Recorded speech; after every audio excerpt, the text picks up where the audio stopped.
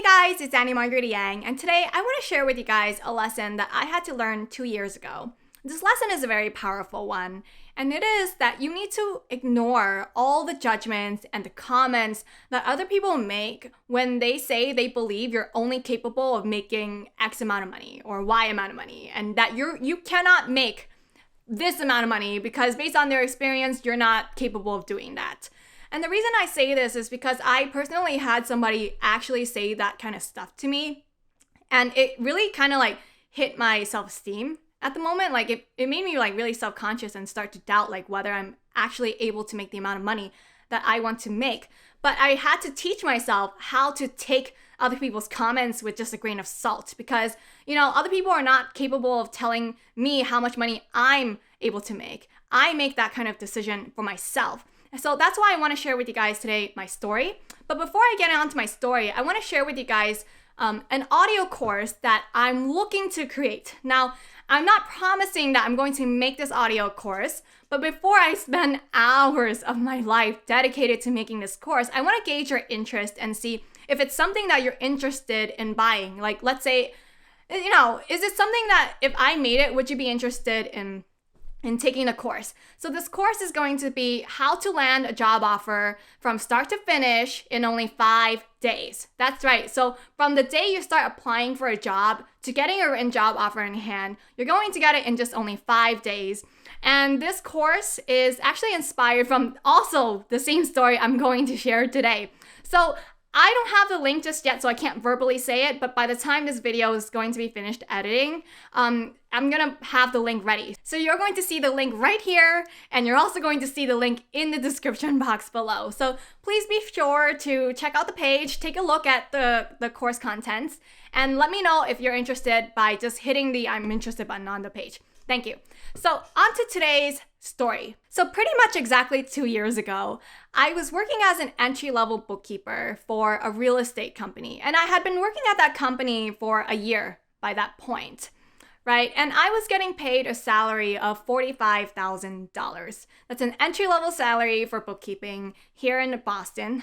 And I was actually very content with my pay, because it didn't really matter how much money I made. What mattered more to me was how much I loved what I did. And I just absolutely loved working for that company. Like, out of all the companies I've ever worked with, I think that company is my absolute favorite, hands down, right?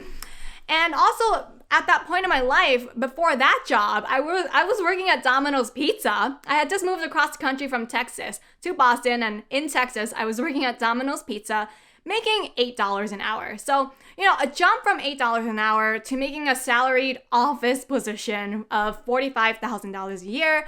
Man, I was so elated to land that job offer when I first got it. Something happened. So my husband and I, we went on an open house for different condos. We weren't looking to buy just yet, but we wanted a good idea of what we could afford, and based on the price range of what we could afford, exactly what kind of condo we could get, right? So we just wanted to see what the market was like basically at that time. And our budget was $300,000. But one day while we were going to an open house, we went to one that was like $300,000. But then like the other units in the building, they were like $350,000, and then one that was like $400K. When I saw just like the look on my husband's face, that like he really liked the $400,000 property. Like I really just wanted to make him happy and me happy too. Like I wanted us to both be happy. And I just suddenly realized I can't afford to buy a $400,000 property. Like if I want to buy something for that much money, I'm going to have to get a new job. I started looking on Monday evening. I started applying to, I don't know, how many jobs did I apply to? I think I applied to like 50 jobs that night. I just hit apply. I had my resume ready. And the next day I had gotten a lot of like email backs requesting for interviews.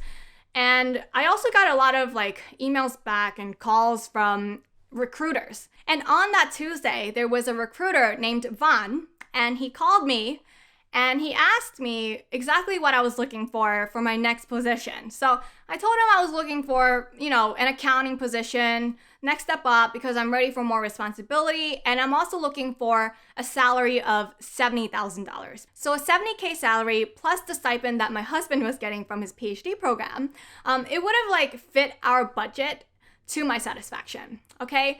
And this guy, Van, specifically told me in that phone call, like, well, I don't know, 70K sounds like a real stretch for you because, you know, first of all, I'm taking a look at your resume here and you don't have an accounting degree. And then second of all, you're working an entry-level position right now. So like, and a 70K salary is like a huge jump from what you're currently making. And I've been in the recruiting industry for 15 years. And based on my personal experience working as a recruiter, you're only capable of getting jobs for in the $55,000 range. Would you be interested in some jobs that I have open for $55,000? And I said, well, I'm not really interested because I really need a 70K salary to be able to afford a mortgage on a 400K property. And he pushed again. He was just like, well, again, like I'm saying, it is, you know, a bit of a stretch, like kind of a stretch. But, you know, here's the thing. I'll make you a deal. You know, I have some openings right now for $70,000. I highly doubt you're going to be able to land these positions, but I'm willing to pass your name along. So I'll talk to the hiring manager at those companies and I'll show them your resume and I'll see if they're interested. And if they are, I'll get back to you. And then like, I don't know if it was like the next day or 2 days later, he had called me on the phone and he told me like, oh, hey, this is Vaughn. I'm just following up. So I reached out to those other companies and they also agreed that, you know, the kind of experience and also the lack of your accounting degree, basically means that you're not qualified for a 70K position. And I felt pretty shot down because here's this guy, he said he had 15 years of experience, he knew what he was talking about, he knew the industry, and he knew just exactly what the market rates were.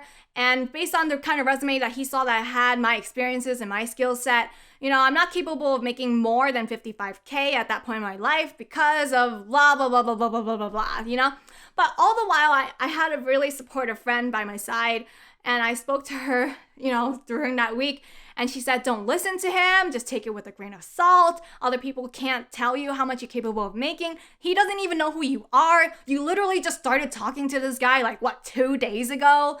Like, he doesn't even know you, you know yourself, Annie, and I know you're capable of making more money, you know, because you're the kind of person who when you don't know something, you go and learn it. And employers love you for that. And it was true, like, all the employers I've ever worked with loved me for it. So even if I didn't have the qualifications on paper based on my education, I always outworked everybody. And while this entire job search was happening in that week, also on that Tuesday, during one of like those email backs and callbacks, I had gotten a request for an interview from the company that I work for right now for an interview on that Thursday.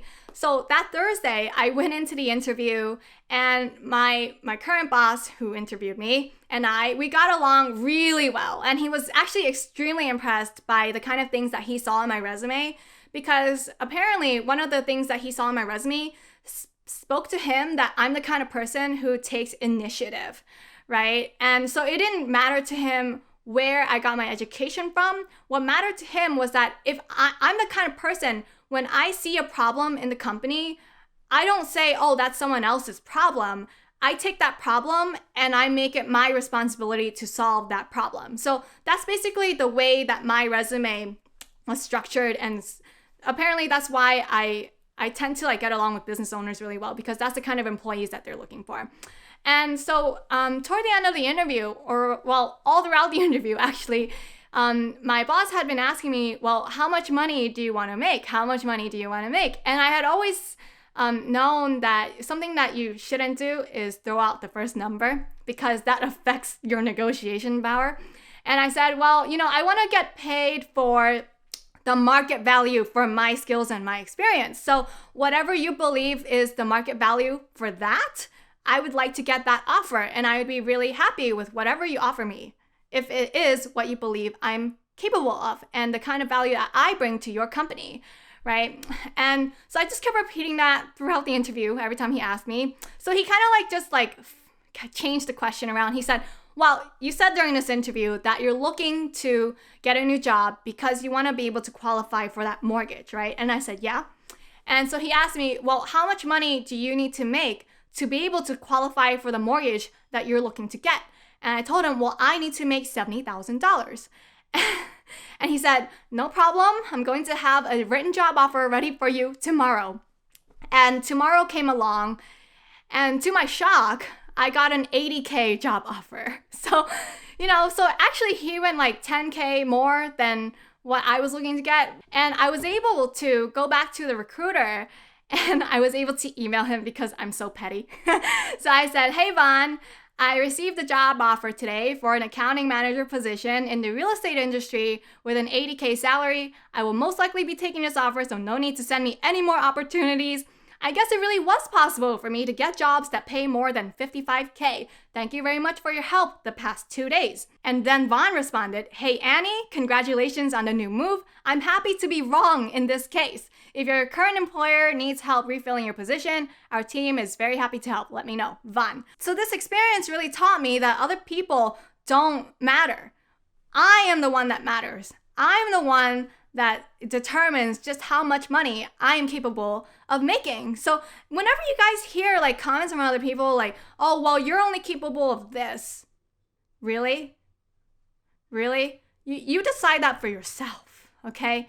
You decide for yourself and you go and outwork everybody and you work in secret behind closed doors. And when you become successful and everybody thought that you succeeded out of nowhere and that you got lucky,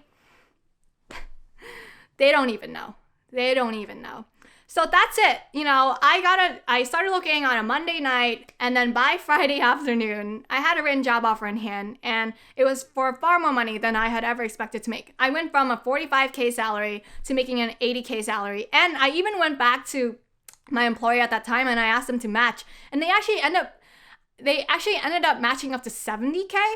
So of course I turned it down, but like, that's a big jump, right? Like, to be able to go back to your employer and say, hey, I'm looking to make, I don't know, 25, 35K more.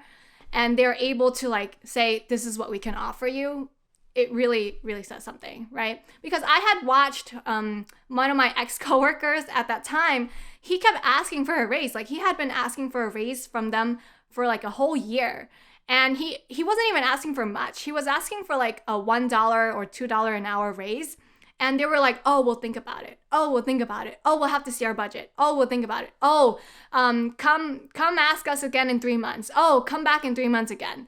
And then, like, he hated this kind of like carrot stick game that they kept dangling in front of him. So he resigned. So when I saw they did that to him, I was like, well, they're not going to offer me what I want. So I'm just going to look for another job. But it turns out, like, when you are a really valuable asset to a company, companies are willing to pay absolutely more money to be able to retain you. So that's something you guys also need to keep in mind. But yeah, if the course, How to Land a Job Offer in 5 Days, from Monday you start applying, from Friday you get a job offer in hand, is of any interest to you, please check out the link here and also in the description box below to let me know. And if you found today's video helpful, I encourage you guys to leave me a thumbs up, leave me a comment below. If you guys ever came across something like this in your own career where you're able to like make a huge pivot. Please subscribe to my channel for more videos in the future. Hit the bell icon for notifications every time I publish that new video, and I will see you guys next time. Bye.